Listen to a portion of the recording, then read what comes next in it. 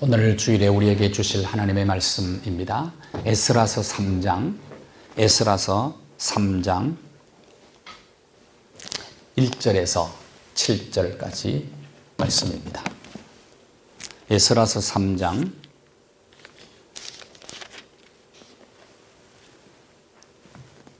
1절에서 7절까지의 말씀을 다 함께 말씀을 봉독합니다. 에스라 3장 1절에서 7절입니다.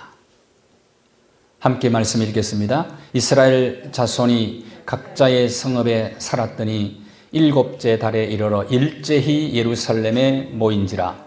요사닥의 아들 예수아와 그의 형제 제사장들과 스알디엘의 아들 스룹바벨과 그의 형제들이 다 일어나 이스라엘 하나님의 제단을 만들고 하나님의 사람 모세의 율법에 기록한 대로 번제를 그 위에 드리려 할세. 무리가 모든 나라 백성을 두려워하여 제단을 그 터에 세우고 그 위에서 아침 저녁으로 여호와께 번제를 드리며 기록된 규례대로 초막절을 지켜 번제를 매일 정수대로 날마다 드리고 그 후에는 항상 드리는 번제와 초하루와 여호와의 모든 거룩한 절기의 번제와 사람이 여호와께 기쁘게 드리는 예물을 드리되 일곱째 달 초하루부터 비로소 여호와께 번제를 드렸으나 그때 여호와의 성전 지대는 미처 놓지 못한지라. 이에 석수와 목수에게 돈을 주고 또 시돈 사람과 두로 사람에게 먹을 것과 마실 것과 기름을 주고 바사왕 고레스의 명령대로 백향목을 레바논에서 욥바 해변까지 운송하게 하였더라. 아멘. 1929년 일어난 대공황이 미국 자본주의의 뿌리를 흔들어 놓았습니다. 1932년 생산은 1929년에 절반도 미치지 못했습니다. 그때 실업자가 1,500만 명이 나타나게 됩니다. 지금 코로나19로 인해서 미국의 실업자가 1,700만이 넘어섰습니다. 훨씬 더 대공황보다 심각한 상황이라는 말씀입니다. 루스벨트 대통령은 대공황 후기 뉴딜 정책을 펼침으로 이 대공황을 잘 극복한 위인입니다. 그런데 그는 40세 때 소아마비가 옵니다.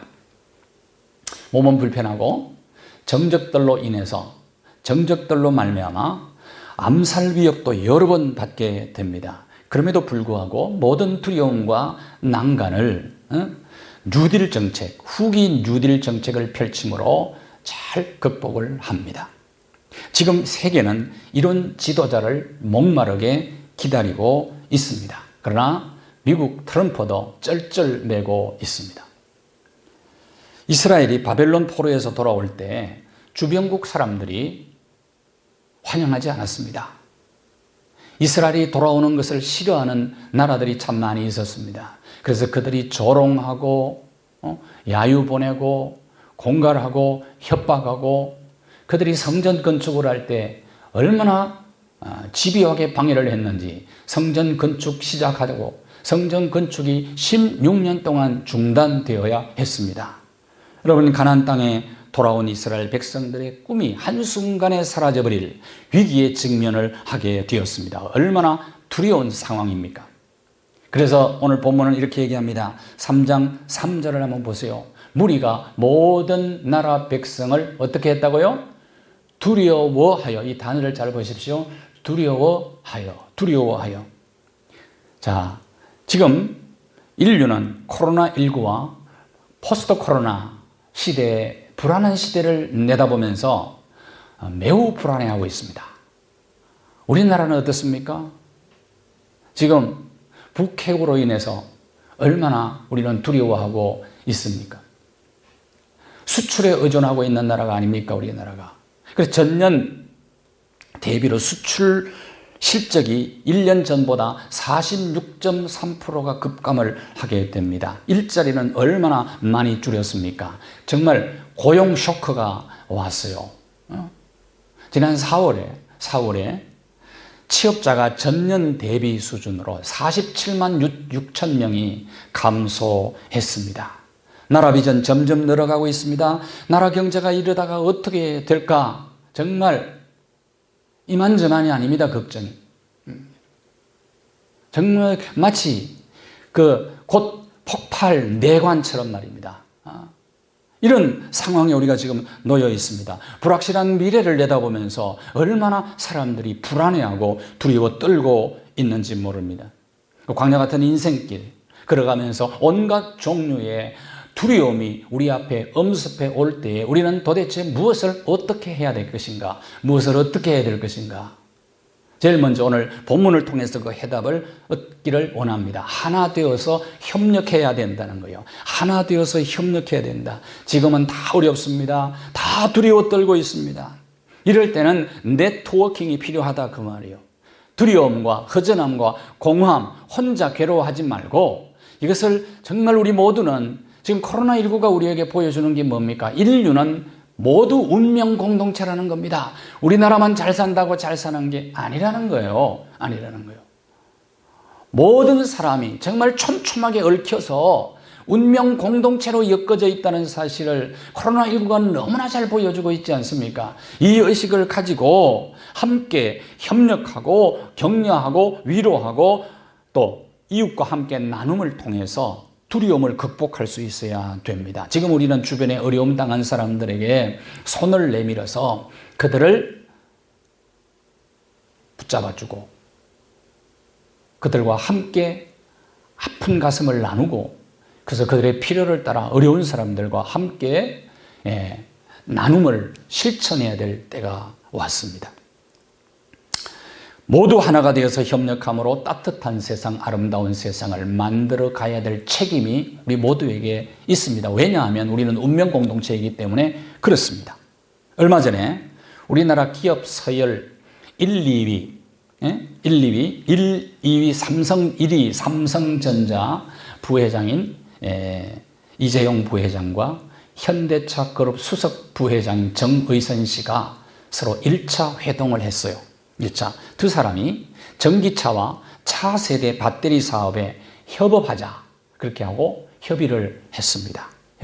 그동안에 삼성 SDI 배터리를 현대차가 사용하지를 않았었습니다. 전기차를 포함한 모든 미래 신산업 분야는 협업이 대세를 이루고 있습니다. 그러니까 세계적인 추세라고 보시면 됩니다.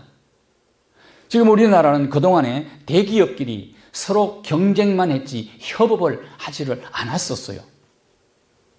그런데 지금은 어떻습니까? 협업하지 않으면 생존 자체가 위험한 시대에 우리가 살아가고 있습니다.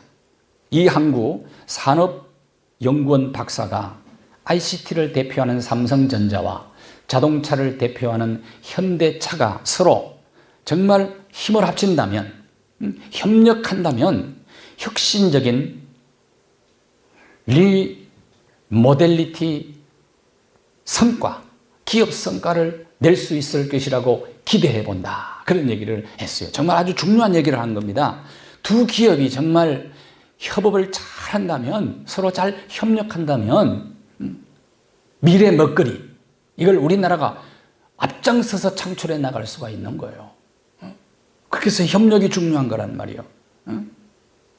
나라가 기업하기 좋은 생태 구조를 나라는 또 만들어줘야 됩니다. 정치인들이 이게 그래서 중요한 것 아니겠어요? 외국으로 얼마나 많이 빠져나갔습니까? 이런 사람들을 다 들어오게 만들어야 돼요. 우리나라 정말 기업하기 좋다. 그리고 나 같은 사람들이 들어와야 됩니다. 일자리도 마찬가지예요. 지금 서울시에서 5,000명을 농촌 보낸다 그러다 1차, 2차 나누어가지고 서울시가 이렇게 모집해가지고 보낸다고 그래요. 다 그런 일자리들을 외국 사람들이 와서 다 차지하고 있는 거예요. 우리나라가 어떻게 성장 발전했습니까? 열심히 일해가지고 된 것 아닙니까? 이거 지금 빨리 정신을 바짝 차리고 이게 다시 우리가 협력하지 않으면 우리나라가 정말 어떻게 될지 모른다고 말이에요. 걱정이 이만저만이 아닙니다. 잠이 안 올 정도라니까요. 정말 규제를 너무 많이 해요, 우리가. 이걸 다 풀어버려야 됩니다. 그래서 정말 어느 나라보다 우리나라는 기업하기 좋다. 이런 나라가 돼야 돼. 3장 1절 한번 보십시오. 이들이 어려움을 당했을 때 이스라엘이 무엇을 어떻게 했는가를 한번 보십시오.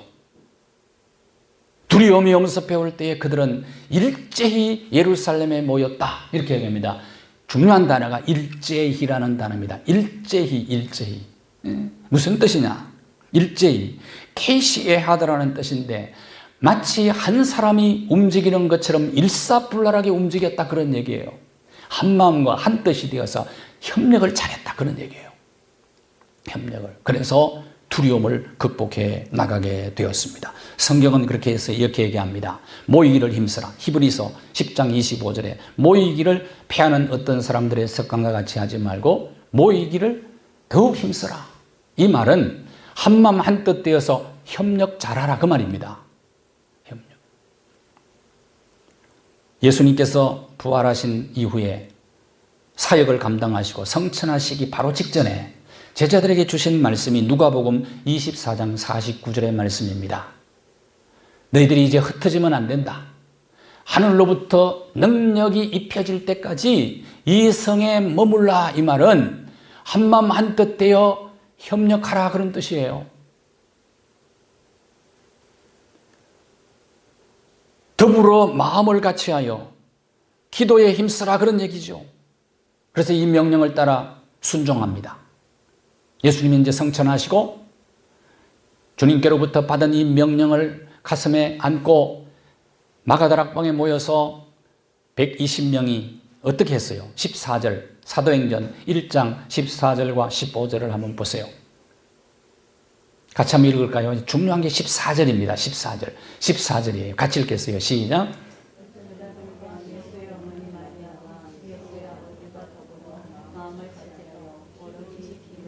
뭘 같이 했어요? 한마음 되어 한뜻 되어 오로지 기도에 힘썼다. 이 말은 기도에 협력했다 그 말이에요. 기도에 협력했다. 두려움을 극복할 수 있는 비결. 두려움을 극복할 수 있는 비결입니다. 한마음 한뜻 되어서 기도에 협력하셔야 됩니다. 협력하셔야 돼요. 협력. 120명이 모여서 주님의 명령에 순종함으로 한마음으로 오로지 기도에 협력할 때 그때 성령이 강력하게 임하게 됩니다. 성령 충만을 받은 120명이 모두 두려움을 극복하고 사도행전의 위대한 역사를 쓰게 되는 거예요. 위대한 역사. 사도행전 2장 46절 47절을 보십시오. 예수님께서 성천하시기 전에 주신 그 명령을 그들은 가슴에 새기고 실천합니다. 모이기를 힘써요. 성전에. 다시 말하면 한마음 한뜻 되어 협력한다. 성전에서도 모이고 집에서도 모이고 음식을 먹고 서로 위로하고 격려하고 어려운 시대였습니다. 그 시대가. 얼마나 두려움. 예수님 떠났죠. 핍박이 심하죠. 언제 목숨을 잃을지 모르는 상황입니다. 그럼에도 불구하고 마음과 뜻이 하나가 되어서 서로 협력하고 물건도 서로 나누면서 그랬더니 하나님께는 영광이 돌아가고 온 백성들에게는 칭찬을 받으니 구원받는 자의 수가 날마다 더하더라. 부흥의 역사가 일어났다. 부흥의 역사. 성도의 교제, 협력은 아무리 강조해도 지나침이 없습니다. 성도들이 모여서 한마음 한뜻으로 기도하고 교제하는 것은 그리고 협력하는 것은 하나됨의 가장 강력한 수단이라는 사실을 우리가 잊어버리면 안 돼요. 지금은 우리가 이 일을 해야 될 때라. 이 일을 해야 될 때. 대통령으로 비롯해서 여당 야당 할 것 없이 군, 관, 민 모든 백성들이 한마음 한뜻 되어 협력해야 위기를 극복할 수가 있어요. 두려움을 극복할 수가 있단 말이에요. 우리나라에도 조선시대에 참 훌륭한 왕들이 있었습니다. 세종대왕 같은 분들은요. 이분이 한재가 오고 가뭄이 오고 기근이 오고 이러면은 경회로 옆에다가 천막 치고 임금이 거기서 살면서 백성들과 고통을 함께 나누었습니다. 관노였던 장영실이를 종산품을 줘가지고 상품을 주어서 열심히 개발하게 만들었단 말이에요. 뭐 천문, 지리, 역학 이런 거 얼마나 발전시 그런 책들을 냈잖아요. 그 시대에 벌써. 그래서 처국이 해시계, 물시계, 천문, 과학 세계 최첨단 기술, 신기술을 막 우리나라가 제일 먼저 개발을 했잖아요. 그때. 우리가 이거 본받아야 될 것 아니에요? 대한민국 세종대왕이 오늘날 대한민국 대통령이라면 대한민국 탈원전에 대해서 이 시점에서 어떻게 하실까 나는 그 생각을 한번 해봤어요. 여러 가지 지금 논쟁이 됐잖아요. 감사원에서 뭐 감사한다고 그러는데 보니까 감사를 제대로 안 하는 것 같아. 감사원이 똑바로 해야 돼요. 이거 정확해야 됩니다. 나중에 역사의 판단을 평가를 받게 돼 있어요. 우리나라가 엄청난 걸 투자해가지고 세계 제1의 원전 기술을 가지고 있는데 지금 어떻게 되느냐. 그 세종대왕께 물어보고 싶어. 만약에 지금 대통령이라면 물어보고 싶어. 어떻게 하면 좋냐고. 분명히 세종대왕은 이 탈원전 정책을 포기하든지 수정했을 거라는 분명히 그렇게 봅니다. 분명히 그렇게. 왜? 3년 후만 내다보면 그게 답이 나와. 답이 나와. 이거 지금 그런 마인드를 가져야 됩니다. 대통령이 내가 꼭 이 얘기를 하고 싶은데 나를 안 만나줄 것 같아. 정말 간곡하게 이 얘기를 하고 싶은 거예요.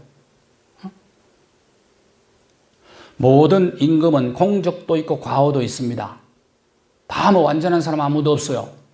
그런데 공정면에서 본다면 좋은 왕들이 세종대왕이 그런 분이요. 광해군이요. 사도세자의 아들인데 참 불운한 사람이죠. 그런데 굉장히 괜찮은 사람이에요. 광해군. 영화도 했었죠. 이 광해군이 명나라가 국군이 기울어져 갈 때입니다. 그때 북쪽에 여진족이 일어나죠. 누르하치가 후금국을 창건을 합니다. 그때 빨리 파악을 해요. 광해군이. 명나라는 망한다. 명나라를 의지하면 안 된다. 그래서 후금에다가 그때 당시에 12,000명 원군을 보냅니다. 원군을. 임진왜란을 겪었기 때문에 우리나라가 굉장히 피폐할 때입니다. 그럼에도 불구하고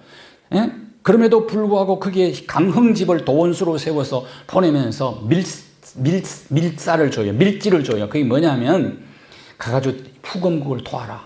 후금국을 도우는데 만약에 전쟁터에 가서 분리하면 그쪽으로 투항을 해라. 그래서 조선이 지금 호의적 태도를 후금국에 보인다는 것을 보여주라. 이게 바로 정치공학적으로 해결하지 않고 어떻게 해결했느냐 하면 실리를 추구하는 정책을 펴니다. 광해군이 훌륭해요. 그러다가요, 어떤 일이 벌어집니까? 광해군이 예견을 하고 그렇게 했는데 광해군 다음에 인조가 즉위해가지고 정책 노선을 완전히 바꿔버립니다. 인조가 즉위한 지 13년 만에 1636년에 병자호란이 일어나잖아요. 병자호란. 인조는 정반대요. 친명 반금 정책을 쓴 거예요. 그러니까 어떻게 되느냐. 자, 후금이 3만 명의 군사를 이끌고 와서 치러 옵니다. 그게 이제 정묘호란인데요. 이때 화친조약을 맺자고 그래요. 그래서 화친조약을 맺었어요. 그렇다면 빨리 깨달아야 되지, 인조가. 빨리 정책 노선 바꿔야죠. 바꿔가지고 후금 정책을 써야 됩니다. 후금, 친금 정책을 써야 된단 말이에요. 그런데 이거를 계속 고집을 하게 됩니다. 그러니까 후금이 어떻게 합니까? 청나라로 이름을 바꿔가지고 침공하게 됩니다.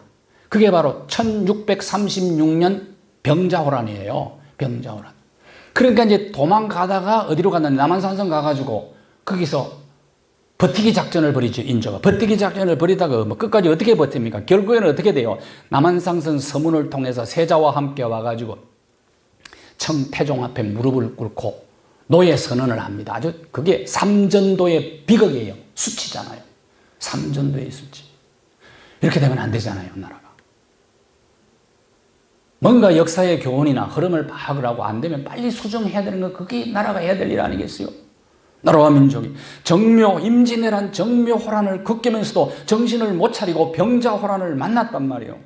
그 모든 이 시대의 지도자들이 이 역사의 교훈을 저는 받아야 된다고 생각을 합니다. 또 훌륭한 왕이 또 있더라고요. 정조대왕이에요. 정조대왕이 아까 내가 광해군 소개를 지금 잘못했네요. 광해군이 원래 이 사주세대 아들이 정조인데 수정합니다. 그러니까 잘못되면 빨리 수정해야 돼요. 뭐든지 그래요. 뭐 지도자가 잘못됐다면 빨리 수정해버려야 돼요. 왜? 백성들이 어려움을 안 당하니까. 그런데 이 정조가 그런 상황에서도요, 어려운 상황에서도 이제 얼마나 정치를 잘하는지 몰라요. 국민과 얼마나 소통을 잘했는지. 22대 왕이잖아요. 컴플렉스가 있었어요. 그럼에도 불구하고 보복을 하지 않습니다. 백성을 위해서 끊임없이 노력을 하고, 백성이 배가 고프면 나도 배가 고프고, 백성이 배가 부르면 나도 배가 부르다. 그럼 나는 소설을 읽는 것보다 백성들의 민원을 읽는 것이 더 재미있다. 그리고 이제 격쟁이라는 게 있었는데, 북갱가리, 징, 이런 걸 막 국민들이 원한이 있고 문제가 있고 막 왕에게 뭔가 호소하고 싶은 마음이 있을 때 그걸 막 치면은 그 소리를 듣고 이제 임금이 나가는 거예요. 그래서 백성들과 소통하는 겁니다. 백성들과. 그래서 이걸 격쟁을 몇 번이나 했는가? 3,000번 정도 했다더라고. 그럼 고관들이 같이 가면서 이렇게 얘기했다는 거예요. 왕이시여, 왕이시여. 저들을 천한 것들을 자꾸 만나면 품격이 떨어지십니다. 임금의 품격이 떨어지십니다. 품격이 떨어지실 뿐만 아니라 저들은 버릇이 아주 나빠집니다. 그렇게 얘기했더니 그대들은 잘하고 있나? 내가 하는 걸 막지 마라. 그리고 임종할 때까지 끝까지 백성과 소통했던 왕이에요. 소통했던 왕이에요. 이런 게 좀 있어야 되고요. 포용정책을 썼습니다. 포용정책. 그리고 세자 책봉을 반대하고 왕의 생명까지 노렸던 심환지라고 하는 노론 출신의 사람들을 등용을 해요. 등용을 해요. 그래서 협치를 하는 거예요. 협치를. 정조대왕 같은 사람이 있습니다. 우리나라에도. 이 시대는 포용하지 않고 협치하지 않으면, 소통하지 않으면 안 되는 겁니다. 루터와 쩌빙글리가 종교개혁을 할 때에 신념을 가지고, 신념은 같았어요. 종교개혁이. 근데 만나면 의견 일치가 안 되는 거예요.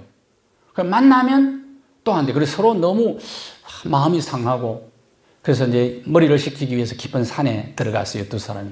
산에 들어갔는데, 이제 계곡이 흐르고 그 외나무 다리가 있었습니다. 외나무 다리 있는데, 보니까 염소 두 마리가 이렇게 서로 마주보고 이제 외나무 다리를 건너오는데, 두 사람이 분명히 지금 치고받고 싸우겠다 생각을 했어요. 근데 딱 중간에 오더니, 긴장하고 그걸 지켜보고 있는데, 중간에 오더니 한 마리가 조용히 무릎을 꿇고 앉더래요, 앞에.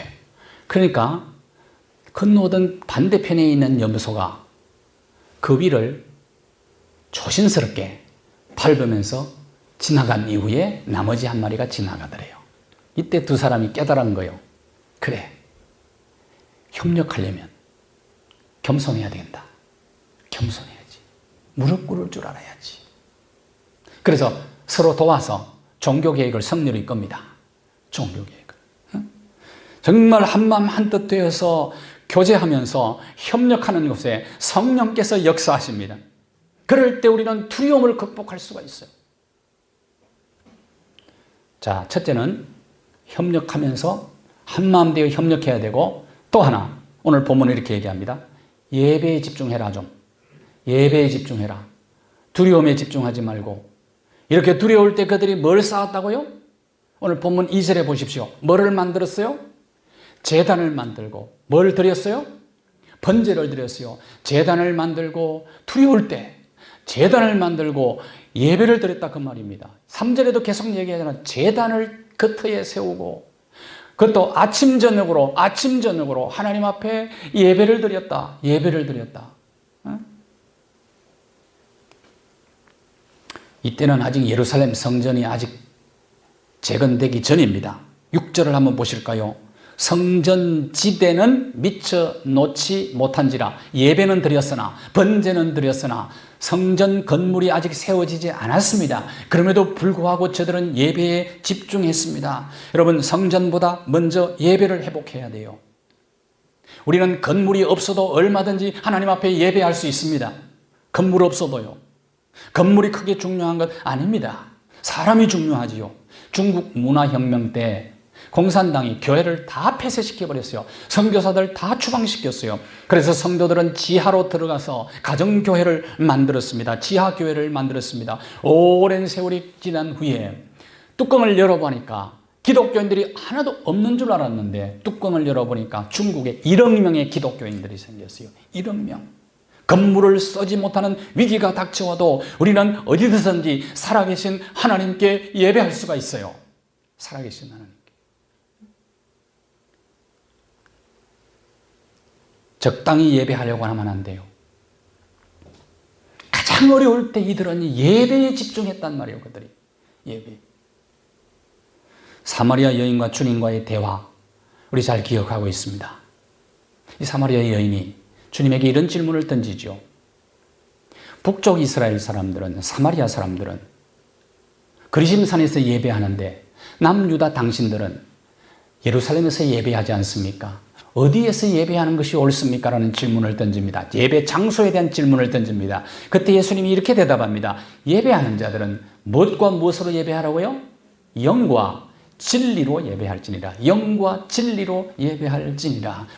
여기에 유진 피스턴 목사님이 메시지 성경을 썼는데 거기에는 이렇게 기록이 되어 있습니다. 존재와 영과 참된 마음으로, 이렇게 얘기했어요.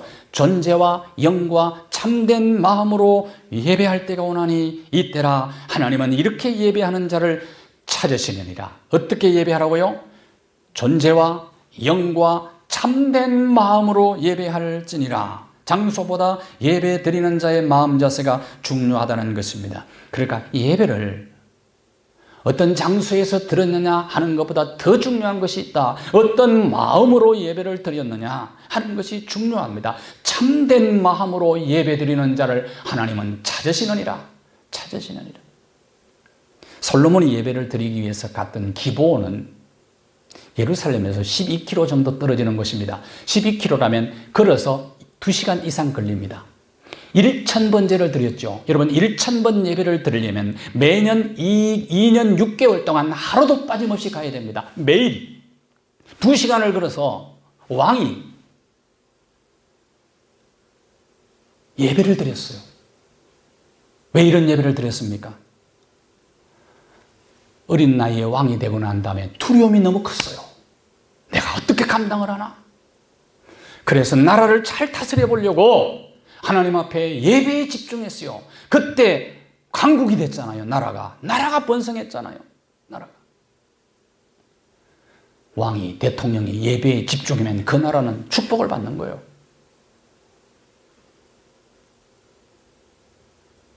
두려움이 엄습해올 때 두려움에 집중하지 말고 이스라엘 백성들처럼, 그리고 솔로몬 왕처럼 예배에 집중하는 저와 여러분이 되어지기를 바랍니다. 하나님의 임재를 예배 중에 경험하기만 하면 우리의 삶의 모든 두려움을 능히 극복할 수가 있을 것입니다. 지금은 우리가 예배에 집중해야 될 때입니다. 예배. 마지막 세 번째, 오늘 본문은 이렇게 얘기합니다. 감사의 영성으로 무장하래요. 4절에 뭐를 지켰어요? 저들이 초막절을 지켰어요. 초막절을 지켰어요. 초막절의 정신은 감사 정신입니다. 초막절의 핵심은 감사예요. 감사. 이스라엘 백성들이 광야 40년 여정을 기념하는 절기거든요. 40년 동안의 농사를 짓지 않았어요. 의복을 만들지 않았어요. 그럼에도 불구하고 하나님께서 먹을 것을 공급하시고 광야 같은 험한 길, 낮에는 덥고 밤에는 추워요. 그럼에도 불구하고 그 여정을 인도하시고 필요한 것을 공급해 주신 그 하나님의 은혜에 감사해서 드린 절기가 초막절이에요. 초막절. 그래서 초막절 되기만 하면 이스라엘은 지금도 일주일 동안 텐트에서 생활합니다. 호텔 앞에도 텐트를 치고요. 집에도 지붕이 평평하게 되니까 지붕 위에 텐트를 치고요. 어떤 사람은 광야에 나가서 일주일 동안 텐트 생활하고 거기서 기도하고 예배하고 밥도 먹고 그렇게 해요. 일주일 동안 감사의 영성을 키워나가는 거예요. 그러면서 자손들에게 이야기를 합니다. 하나님께서 40년 동안 우리 조상들의 필요를 공급하시고 인도하시고 보호하여 주신 그 하나님이 오늘도 그렇고 지금도 그렇고 내일도 그렇고 하나님께서 인도하시고 보호하시고 공급하실 거다. 그러므로 이 믿음을 가지고 살아야 된다. 감사해야 된다. 이걸 심어주는 거예요. 자손들에게. 이 영성을 심어주었어요.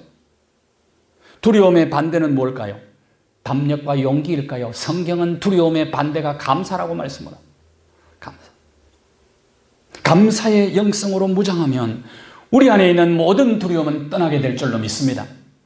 두려움을 물리치는 방법이에요. 시인 양광모 씨가 쓴 무료라는 시를 소개하겠습니다. 따뜻한 햇볕 무료, 시원한 바람 무료, 아침 일출 무료, 저녁 노을 무료, 붉은 장미 무료, 흰 눈 무료, 어머니 사랑 무료, 아이들 웃음 무료, 무얼 더 바래? 욕심 없는 삶 무료. 생각해 보십시오. 세상에 없으면 안 되는 진짜 소중한 것들은 하나님이 다 무료로 주신 것들입니다. 햇빛, 공기, 물, 흙, 대자연. 집 나가면 돈 달라는 세상 아닙니까? 별 가치 없는 것에 우리는 많은 돈을 써야 되잖아요. 하얀 눈밭, 저 푸른 하늘의 별빛과 달빛, 강바람 무료, 들판의 보리밭도 무료. 정말 소중한 것들은 다 무료입니다. 서울숲도 무료. 얼마 전에 땅이 3,000평인 우리 교회 목사님이 같이 식사하고 대화 나누면서, 차 나누면서 자기 교회 땅이 3,000평이라. 그래서 내가 그랬어요. 우리 교회는 정원이 35만 평이다. 서울숲이 35만 평입니다. 거기는 온갖 보석들이 다 들어있어요.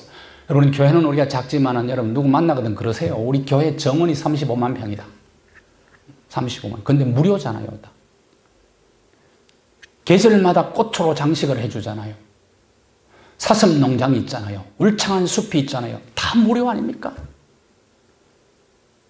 서울숲을 볼 때마다 명박이 형님한테 감사를 드립니다.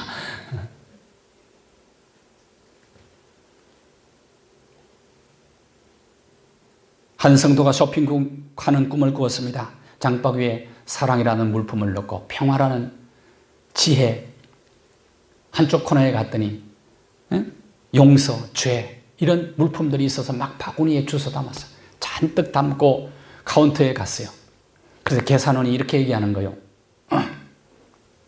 성도들에게는 다 무료입니다. 성도들에게는. 왜? 예수 그리스도께서 이미 값을 다 지불했기 때문입니다. 꿈에서 깼어요. 그렇습니다. 무료로 받은 사랑, 그 사랑에 보답하는 게 뭘까요? 감사밖에 없어요. 감사밖에. 시편 116편 12절을 함께 읽겠습니다. 기록이 안 됐나요? 네, 기억하세요. 시편 116편 12절에 내게 주신 모든 은혜를 내가 여호와께 무엇으로 보답할까? 무료로 받은 사랑. 시인은 얘기합니다. 감사로 보답하는 것이 마땅하다. 세계인의 존경을 받는 넬슨 만델라 전 남아프리카 공화국의 대통령이었던 그가 무려 27년 동안 감옥 생활을 하고 70이 넘은 사람이 감옥에서 나오는데 건강한 모습으로 씩씩하게 나오고 있었습니다. 보통 감옥 생활 건강한 사람도 5년 정도 하고 나오면 아주 쇠약한 상태에서 나오는데 27년 감옥 생활하고 나오는 사람이, 그것도 노인이 너무 씩씩하고 건강하고 당당하게 나오는 거예요. 기자가 물었습니다. 비결이 뭡니까? 건강의 비결이 뭐냐고 물었습니다. 그때 얘기합니다. 나는 감옥에서 늘 하나님께 감사했습니다. 창밖에 하늘을 보고 감사하고 땅을 보고 감사하고 물을 마시며 감사하고 음식을 먹으며 감사하고 강제 노동을 할 때도 감사하고 늘 감사했기 때문에 건강을 지킬 수 있었습니다. 건강을 지킬 수 있었습니다. 제이 데니스 씨가 쓴 감사 테라피라는 시가 있어요. 감사 테라피. 당신이 많은 세금을 내야 한다면 감사하십시오. 당신에게 안정된 직장과 사업장이 있다는 말입니다. 당신의 몸무게가 늘어 옷이 맞지 않는다면 감사하십시오. 당신은 먹을 것이 넉넉한 인생을 지금까지 살아온 것입니다. 세탁할 옷이 집안 한 구석에 쌓여 있다면 감사하십시오. 당신에게 적어도 갈아입을 옷에 여유가 있다는 뜻이기 때문입니다.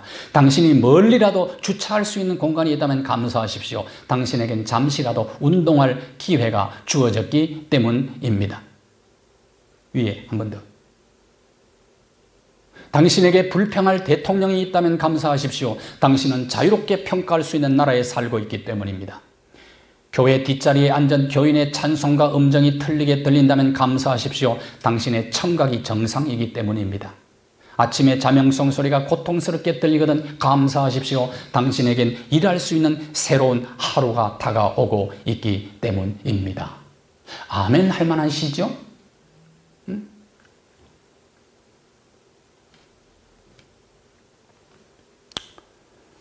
새벽 기도 때 얘기했는데 한 번 더 나누겠습니다. 윌리엄 보세라고 하는 사람이 사람들과 대화를 나누다 보니까 사람들의 언어가 전부 불평, 불만, 원망, 변명, 책임전가 이런 것들이라 그래 저렇게 살면 불행한데 나는 저렇게 살지 말아야지 그렇게 생각을 하고 결심을 했어요. 나는 저렇게 안 살리라. 그래서 이렇게 생각했습니다. 우리 집에서 이런 운동을 한번 벌여보자. No excuse. No excuse. 변명사절. 이 운동을 한번 이렇게 해보자. 그래서 티셔츠를 만들었어요. 가족 티셔츠를. No excuse라는 티셔츠를 만들고 변명하지 않기로. 누군가가 내가 변명하면 나한테 따끔한 충고를 해달라. 그렇게 얘기했어요. 그리고 누군가가 가족 중에 변명하면 제지하자. 이렇게 약속을 다 했어요. 근데 놀라운 사실은 가족들이 막 변화가 일어나기 시작을 합니다. 왜냐하면 변명하고 원망하면 시간 낭비잖아요. 에너지 낭비잖아요. 그걸 줄어들고요. 그리고 원망, 불평, 핑계 이런 게 변명 사라지니까 자연스럽게 감사하게 되고 그리고 찬양하게 되고 그런 거예요. 삶이 바뀐 거예요. 이것을 계속 훈련한 겁니다. 훈련. No excuse. 집에서 티셔츠는 못 만들더라도 냉장고에라도 한번 붙여놔 보세요. 그리고 가족 이 운동을 해보세요. 교회도 이제 우리 게시판에다가 우리 부교육자들 한번 기록해 놓으시죠. No excuse. 변명사절. 이 운동을 교회적으로 하고 아마 우리나라 민족적으로 했으면 좋겠어요. 나라적으로. No excuse. 이 무브먼트. 예? 이런 문화로 바뀌어야 되지 않겠어요? 그래서 윌리엄 보세이가 이거를 이제 바탕으로 해서 우수 인재를 양성하는 위너라는 기관을 만들어서 회장이 됩니다. 그래서 사람을 키우기 시작해요. 변할 수 있었던 이유가 뭡니까? No excuse를 연습을 했기 때문에 훈련을 했기 때문이에요. 반복해서 훈련하면요 체질이 바뀌어요. 체질이 바뀌면 운명이 바뀌는 거예요. 인생이. 혹독한 훈련을 한 겁니다. 오랫동안 중국에서 선교 사역을 하던 헨리 프로스트라는 사람이 있습니다. 헨리 프로스트. 감사의 능력을 이렇게 말했습니다. 집으로부터 슬픈 소식이 전해올 때 깊은 어둠의 그림자가 내 영혼을 덮었다. 집안에 어떤 일이 일어나면 그림자가 덮치죠. 그럴 때 어두운 그림자는 좀처럼 기도를 하는데도 가족들이 어려움을 당하면 그래요.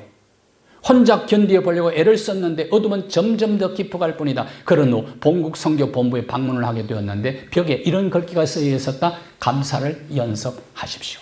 감사를 연습하십시오. 그대로 했더니 어둠이 갑자기 사라지고 말았다. 다시는 그 어둠의 그림자가 내게로 돌아오지 않았다. 그렇다. 시편 기자의 말이 옳다. 하나님께 감사함이 좋으니이다. 하나님께 뭘 연습하라고요? 뭘 연습했다고요? 감사를 연습했더니 어둠의 그림자가 사라지고 그 그림자는 다시 내게로 오지 않았다. 여러분 반복해서 감사를 훈련하세요. 작년 성탄절 때 여러분들에게 감사일기와 감사 저금통을 나눠드렸어요. 감사일기를 쓰면서 감사 저금통을 여러분이 활용하면서 감사를 연습을 계속 하시기를 바랍니다. 반복해서 연습하다 보면 여러분은 감사 체질이 될 거예요. 그러면 우리의 인생이 달라지는 거예요. 인생이 달라져요. 2000년 전 유대 나라는 로마 합제하에서 예수님 오실 때 말입니다. 경제적으로 착취당하고 정치적으로 억압당하고 그래서 너무너무 힘들었어요. 코로나19보다도 훨씬 더 힘들었어요. 대공황보다도 훨씬 더 힘든 때였습니다. 그때 예수님이 오세요. 근데 예수님이 마리아의 몸을 빌어 오는데 마리아는 처녀가 임신을 했어. 정치적 상황, 경제적 상황이 너무 힘들고 어렵고 두려운 상황인데 처녀가 임신했으니까 얼마나 더 두려워요. 얼마나 더 두려워요. 돌에 맞아 죽을지도 모른다는 그 두려움이 엄습해 올 때에 천사가 나타나서 두려워하지 말라. 은총을 받은 자여 두려워하지 마라. 네가 낳을 그 아들의 이름은 임마누엘이라 하리라. 하나님이 함께 하신다. 하나님이 함께 두려움을 극복합니다. 두려움.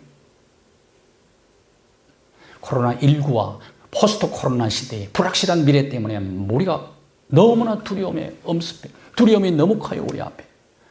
어떤 일이 우리 앞에 다가올지 모르는, 세계의 지도가 어떻게 바뀔지도 모르는 이런 두려움 앞에서 여러분이 정말 한마음 한뜻으로 우리가 협력할 수만 있다면, 두려움이 아니라 예배에 정말 집중할 수만 있다면,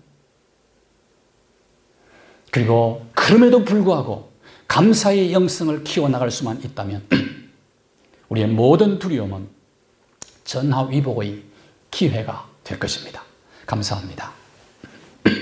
광야 같은 인생길을 걸어갈 때 온갖 두려움이 우리를 엄습해 오고 있습니다. 여러 가지 두려움들이 엄습해 올 때 오늘 이스라엘 백성들이 성전을 건축하다가 당한 그 두려움을 극복했던 비결, 하나님 앞에 한마음 한뜻 되어 기도로 협력하고 사역으로 협력함으로, 그리고 사랑을 실천하는 일에 협력함으로 두려움에 집중하지 않고 예배에 집중하고, 그리고 어떤 상황 속에서도 하나님 앞에 감사의 영성을 키워나감으로 두려움을 극복하여 하나님께서 주신 과업을 성취하는 귀한 생이 되도록 우리의 모든 삶을 주님께서 간섭하시고 축복해 주옵소서. 예수 그리스도의 이름으로 기도하옵나이다. 아멘.